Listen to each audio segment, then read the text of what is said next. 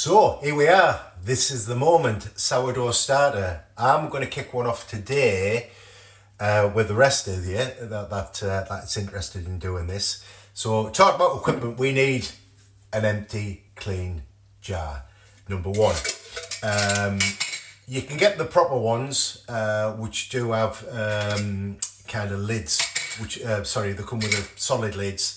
And they'll also come with like a material cover that sits over the top that just allows things to breathe. But before I get going and actually make it, I'm just going to show you what the starter looks like. So this is one which is an active one, and I fed this one last night. So the reason I have a elastic band on there, it actually tells me how far it rises up, so I know how kind of where it's risen from.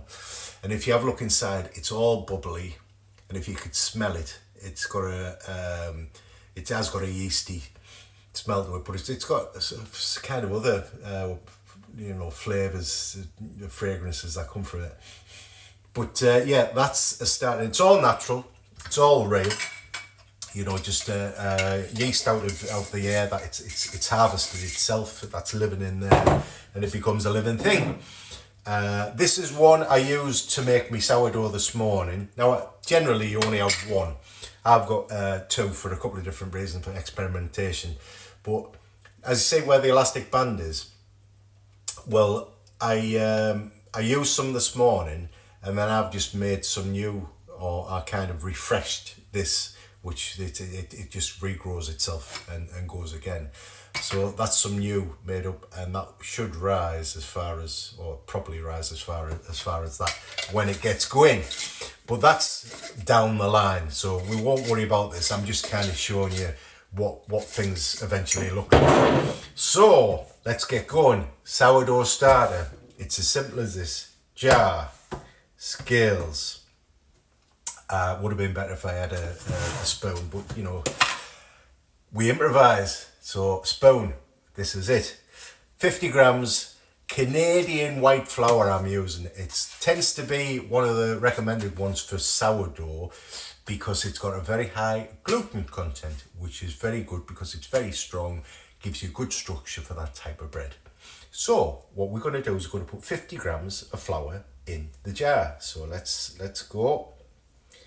This is really technical. So all of you that's worried about making a starter, well, you know what? I started my starter with honey and all sorts, and I've heard people using apples and pears and, well, maybe it's not pears, grapes, I think grape skins or whatever, all sorts. We're just going to make a bog standard starter and to get people going without any fuss, any carry on. Ingredient number 2, water. 50 grams in the jar. Let's go. Careful, because when you're only putting small amounts in, that's why I'm using a little jug, it does suddenly shoot away if you're not watching what you're doing. There we go. I don't think it's going to end the world if there's 101 grams in there, or 99 even. Hey, let's get there. Oh, 99, come on, Jace. Oh, look at that. 99, then I got 102. Yeah. Tell you what. Right, next. Got our jar, got our flour, got our water, yeast everywhere. Or you can't say it, but honestly, it's everywhere. It's in there now. It's getting in there, honestly. Yeast everywhere. And all you need is a spatula. I use a long one. You often get these as a part of the kits, the long ones. And you give it a stir. You need to stir it for 3 hours, constant. So I'll get back to you. Joking, see? He's joking again, and you just need to bring it together enough till the flour has disappeared. Just scrape down the sides if you can. Scrape off whatever's on there, let it just drop in the middle if you can. And that is a new starter underway, and you can either at this point put a cloth on top because it needs to breathe. Or this one, I've got a lid where it's got a loose top. It's one of those Kilner ones. So I'm just going to let the lid sit on there and just give it kind of half a screw on there so it doesn't fall off, but the lid moves.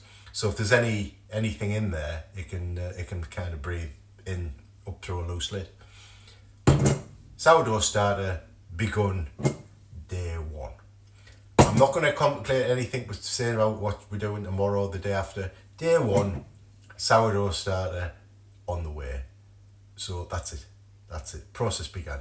So that's as hard as it was. Sourdough starter. So we'll get back to you.